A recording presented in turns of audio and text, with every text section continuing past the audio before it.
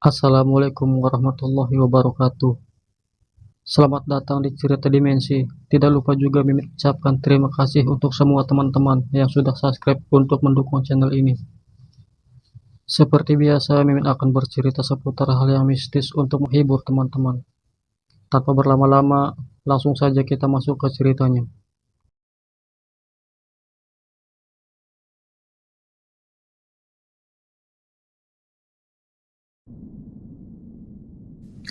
Pak Amir ini seorang pekerja di salah satu rumah sakit di Jakarta. Tugas Pak Amir ini sebagai sopir ambulan pengantar jenazah. Ia sudah cukup lama bekerja sebagai pengantar jenazah, hingga sudah banyak pengalaman yang ia dapat dari tempat kerjanya sebagai pengantar jenazah. Jika ada sesuatu yang tidak kasat mata, menurutnya hal itu bukanlah hal yang aneh, karena ia kerap kali mengalami hal-hal yang tidak wajar. Tapi ia punya beberapa pengalaman yang menurutnya cukup menakutkan hingga ia merasa takut jika teringat hal yang pernah ia alami saat itu. Pada saat itu kira-kira pukul 10 pagi, Pak Amir yang sedang duduk santai sambil ngopi di halaman belakang rumah sakit tempatnya ia bekerja. Karena kebetulan saat itu Pak Amir sedang tidak ada tugas, ia duduk sambil berbincang-bincang dengan salah seorang teman kerjanya.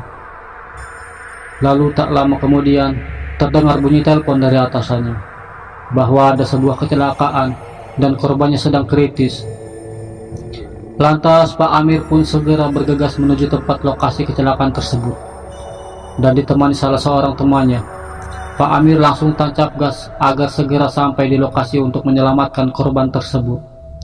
Singkat cerita, Pak Amir pun sampai di lokasi dan langsung mengangkat korban tersebut dibantu teman kerjanya untuk dibawa ke rumah sakit. Setelah sampai di rumah sakit, korban pun langsung dimasukkan ke ruang IGD untuk ditangani. Dan Pak Amir pun kembali ke tempatnya karena ia merasa tugasnya sudah selesai. Kembali ke korban kecelakaan, lalu dokter pun dengan cepat langsung menangani korban tersebut. 1 jam lebih para dokter menangani si korban. Tapi sayang, si korban ternyata tidak dapat diselamatkan karena lukanya yang cukup parah. Lantas dokter rumah sakit itu mencari identitas korban tersebut untuk mengabarkan pada keluarga korban.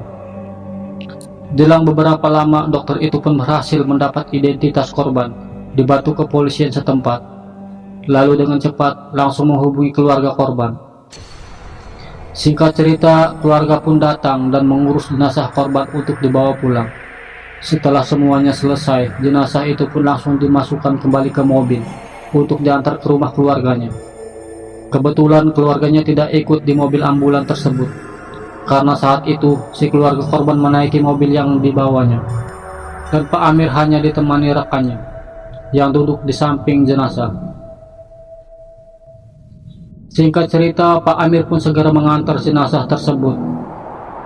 Di perjalanan, Pak Amir merasa ada yang aneh.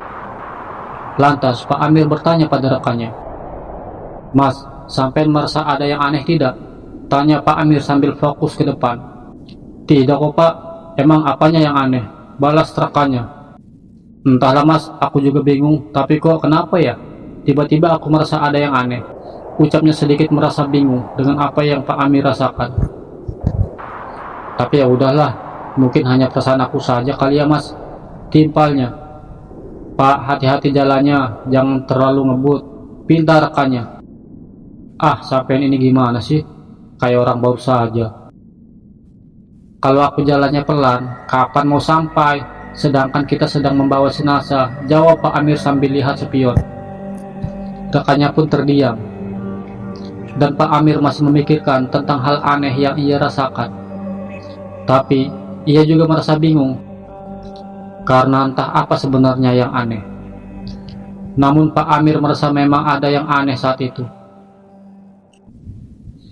Tiba-tiba Pak Amir merasa merinding dan bertanya pada rekannya, Mas, sampean merasa merinding tidak?"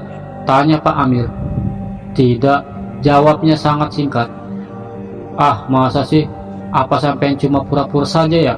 Karena lagi di samping jenazah," cetusnya sambil tertawa kecil. "Enggak kok Pak, ngapain saya takut, orang ini punya saya," jawab rekannya. "Hahaha, Sampean ini ada-ada saja, balas Pak Amir sambil tertawa.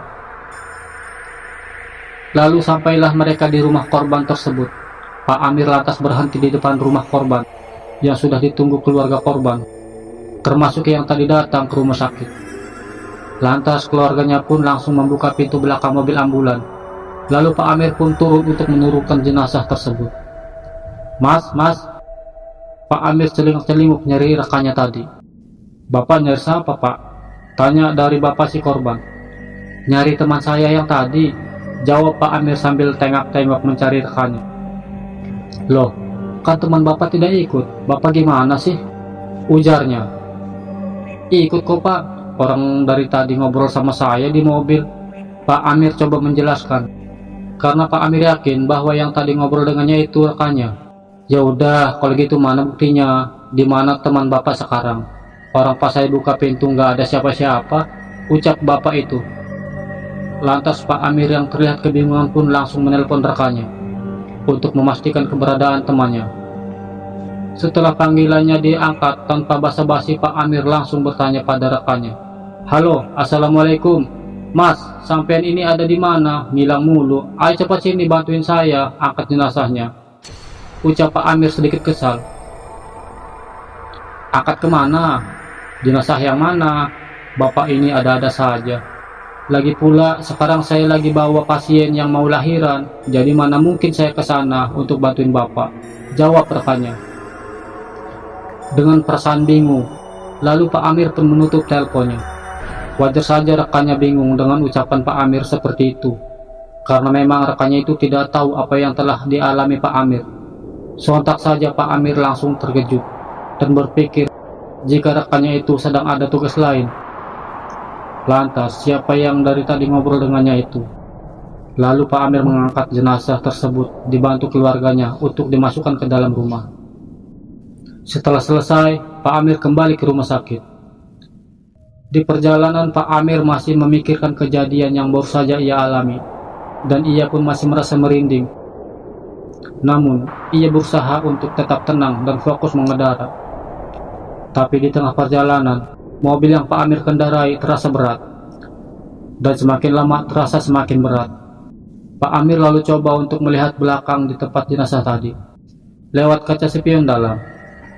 Setelah melihat kaca, sontak saja Pak Amir itu kaget bukan main, karena ada yang sedang duduk di belakang. Sedangkan saat itu, ia pulang hanya seorang diri, dan Pak Amir langsung menghentikan laju mobilnya.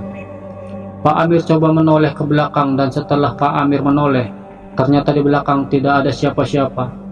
Lalu Pak Amir pun berkata, ya sudah, kalau mau numpang silahkan, tapi tolong jangan mengganggu. Saya dan sampean itu alamnya sudah berbeda, jadi kita masing-masing saja. Karena saya juga tidak merasa ganggu sampean, ucapnya sambil berusaha tenang. Setelah Pak Amir selesai mengucapkan itu, Pak Amir pun melanjutkan perjalanannya. Meski bukan pertama kalinya Pak Amir mengalami hal tersebut, namun Pak Amir kadang masih merasa takut jika teringat hal itu. Ingatlah, kita sebagai umat muslim memang wajib percaya bahwa hal yang gaib itu ada. Jadi cara kita agar terhindar dari hal tersebut, kita harus mendekatkan diri pada Allah dan memohon perlindungannya. Demikianlah kilasan cerita yang bisa Mimin bagikan. Semoga cerita tersebut dapat menghibur teman-teman semua. Sampai jumpa di cerita berikutnya. Terima kasih dan wassalam.